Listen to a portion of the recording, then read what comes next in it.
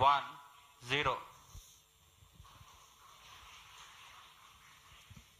Lift off normal. Happy New Year to all of you. So on 1st January 2024, yet another successful mission of PSLV. 2024 का आज पहला दिन है और आज ही के दिन इसरो को बड़ी कामयाबी मिली है। इसरो ने अब से कुछ देर पहले एक्स-रे पोलरिमीटर नाम के सैटेलाइट को लॉन्च कर दिया है। श्रीहरिकोटा अंतरिक्ष केंद्र से PSLV C-58 रॉकेट की मदद से इस सैटेलाइट को लॉन्च किया गया। आदम कह रहे थे मैं अपने कपड़े बेच दूंगा, उनके कपड़े बिक गए लेकिन आटा सस्ता नहीं हुआ। अपना कंपैरिजन करता है वेस्ट के साथ, स्पेशली नासा के साथ। तो नासा जितने बिलियंस ऑफ डॉलर्स स्पेंड करता है एक सैटेलाइट को ऑर्बिट में भेजने के लिए, इंडिया उससे 1/4 में भेज रहा है। इन्होंने ऑलरेडी एक्सपेरिमेंट किए हैं। अगले 5 सालों के अंदर 50 के करीब सैटेलाइट जो है वो स्पेस के अंदर भेज रहे हैं। कोई मयार ही नहीं यार, वो कदम कदम पे हराम भी नहीं खाते, वो मिलावट भी नहीं करते, उनकी नकाली कर रहे हैं। आप पिछले 35-37 साल के स्पार्को के डायरेक्टरों के नाम पढ़ के देखें, जरा हिस्ट्री में जाएं, आपको पता चलेगा लेफ्टिनेंट जनरल फुला, लेफ्टिनेंट जनरल फुला। किसी साइंटिस्ट को लगाएं वहां पर तो वो काम करे ना। जो साइंटिस्ट था उसको आप फुटपाथ पे बिठा के डॉक्टर अब्दुल कदीर खान की इंसल्ट करते हैं, फुटपाथ पे बिठा के उससे इंटरव्यू करते हैं और उसको आप स्मगलर बनाते हैं। अच्छा, आज जिस तरीके से नया साल आ चुका है, इसके साथ साथ बहुत सारी खुशखबरियां भी जो हैं हमें देखने को मिल रही हैं भारत से। पाकिस्तान से हमारा दिल तो करता है कि खुशखबरी है लेकिन कोई आ नहीं रही, लेकिन भारत से हमें जो है वो इस तरह की बहुत सारी खुशखबरियां मिल रही। तो स्पेस के अंदर उन्होंने जो प्रोग्रेस की बड़ी स्टडी प्रोग्रेस थी, इन्वेस्टमेंट में की, वहाँ पे ह्यूमन रिसोर्स पर एक ऑर्गेनाइजेशन भी उस तरह से, और फिर जो उनको लीड कर रहे थे वो साइंटिस्ट थे बेसिकली। जैसे तो इंडिया का जो अचीवमेंट है मेरा ख्याल है सबसे बड़ी है कि वो जो साइंटिफिक कम्युनिटी थी जिन्होंने स्पेस पे काम किया, उनकी एक स्पेशलाइजेशन एक्सपेंशन हो गया, जिन्होंने आज इंडिया को इस मुकाम पे पहुंचा दिया, जो कि एक प्रेज करने की बात है। मैं तो ये कहूँगा कि इसमें नो डाउट किसी किस्म का कुछ शक किसी को भी नहीं होना चाहिए। मुझे क्या, आपको भी पता है कि जैसे वो इस टाइम तरक्की कर रहा है, जैसे खुद को डेवलप कर रहे हैं, जैसे उसकी इकोनॉमी सेट है, वो कर सकते हैं, कुछ भी कर सकते हैं, वो जो कहते हैं वो करते हैं। जॉइन दोस्तों, इसरो ने नया साल का पहले दिन में इतिहास रच दिया। भारत का आंध्र प्रदेश का हरिकोटा से ये मिशन लॉन्च किया गया है। ये मिशन लॉन्च करने के बाद भारत यूएसए के बाद दूसरा देश हो गया जो ये मिशन लॉन्च किया है। और ये स्पेस मिशन का काम है अंतरिक्ष में जाके ब्लैक होल और न्यूट्रॉन टास्क का बारे में जानकारी जुटाएगा। तो दोस्तों, भारत का इसरो के लेकर पूरा दुनिया के स्पेस एजेंसी का नजर अभी इसरो का तरफ है। तो दोस्तों, भारत का ये मिशन लॉन्च करने के पाकिस्तान मीडिया में हड़कंप मच गया। पाकिस्तान मीडिया का ये कहना है इसरो से पहले पार्को आया था, लेकिन पार्को आज कहा है, इसरो आज कहा है। इंडिया ने 8 साल बाद, हमारे से 8 साल बाद अपनी स्पेस एजेंसी बनाई इसरो के नाम से। ठीक है, पाकिस्तान ने 8 साल पहले वो काम शुरू कर दिया था, आज तक वो पूरा नहीं हो सका। हम खुद अपने तौर पे कोई एक इस तरीके से सैटेलाइट लॉन्च नहीं कर सके। इसमें भाईजान आप ये ना कहें कि हम सैटेलाइट लॉन्च नहीं कर सके। अच्छा, अगर आप हिस्ट्री का मुताला करें तो आपको पता होना चाहिए कि 60s में नासा के थ्रू पाकिस्तान ने अपना स्पेस भेजा था, बदर के नाम से। मैंने कहा अपना खुद अपने तौर पे, नासा के थ्रू या चाइना के कोलैबोरेशन के साथ नहीं। असल में उसके बाद फिर पाकिस्तान में जमहूरियत आ गई ना। पाकिस्तान में जमहूरियत आ गई। आप पिछले 35-37 साल के स्पार्को के डायरेक्टरों के नाम पढ़ के देखें, जरा हिस्ट्री में जाएं, आपको पता चलेगा लेफ्टिनेंट जनरल फुला, लेफ्टिनेंट जनरल फुला। किसी साइंटिस्ट को लगाएं वहां पर तो वो काम करे ना। जो साइंटिस्ट था उसको आप फुटपाथ पे बिठा के डॉक्टर अब्दुल कदीर खान की इंसल्ट करते हैं, फुटपाथ पे बिठा के उससे इंटरव्यू करते हैं और उसको आप स्मगलर बनाते हैं। कि हमारे हमसाये मुल्क भारत ने अपना स्पेस का 5 साला मेगा प्लान जो है वो शेयर कर दिया है।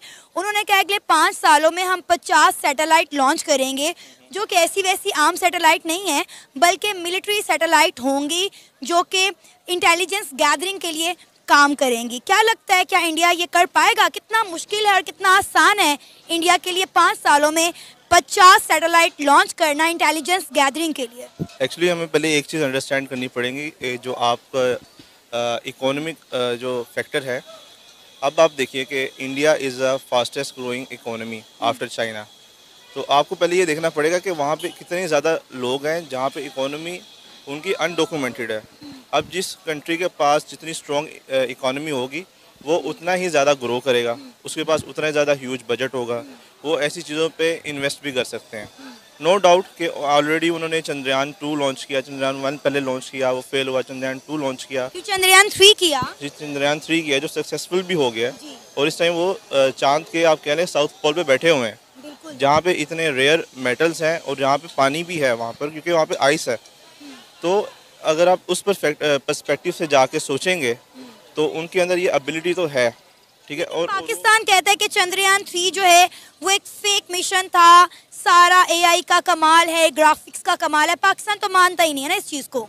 देखें, पाकिस्तान के मानने से या ना मानने से कुछ नहीं होता।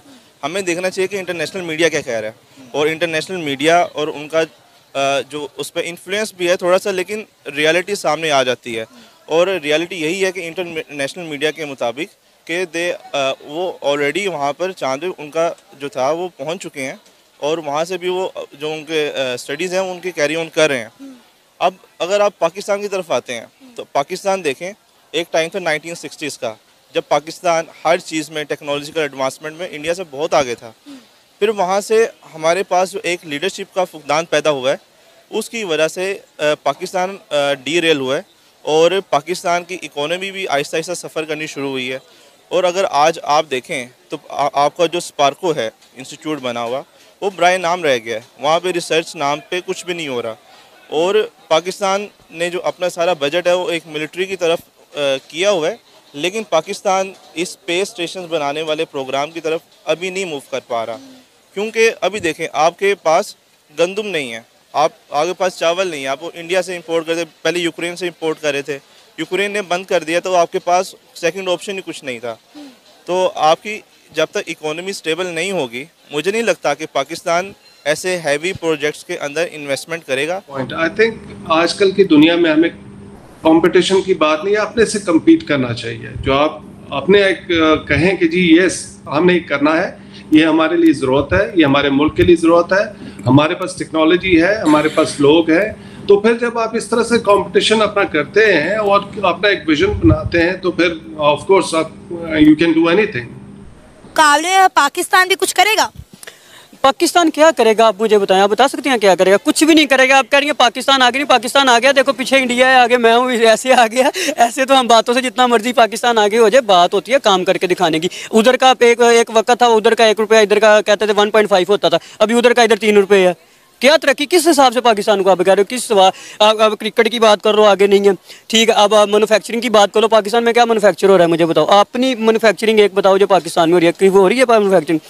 आईफोन वाले किधर है? इंडिया में लॉन्च का अपनी यानी कि ब्रांच कर रहे हैं, और हंडाई वाले पाकिस्तान में थे, उठ के वहाँ पे चले गए हैं। अमेजोन आया, अमेजोन भाग गया। मैं तो ये कहूँगा कि इसमें नो डाउट किसी किस्म का कुछ शक किसी को भी नहीं होना चाहिए। मुझे क्या, आपको भी पता है कि जैसे वो इस टाइम तरक्की कर रहा है, जैसे खुद को डेवलप कर रहे हैं, जैसे उसकी इकोनॉमी सेट है, वो कर सकते हैं, कुछ भी कर सकते हैं। वो जो कहते हैं वो करते हैं। हमारे पास तो करने के लिए बातें, हम बातें ही कर सकते हैं, लेकिन इंडिया वाले वो जो कहते हैं वो करके दिखाते हैं, और अगर वो कह रहे हैं तो जरूर करेंगे, इसमें कोई शक नहीं है, मुझे तो नहीं है। मिसाइल लॉन्च करने के बाद पाकिस्तान मीडिया में हरकम बढ़ गया। पाकिस्तान मीडिया के एक कहना है जो पिछले साल ही भारत चंद्रयान 3 सक्सेसफुल लैंड किया, आदित्य L1 भी सक्सेसफुल हो गया।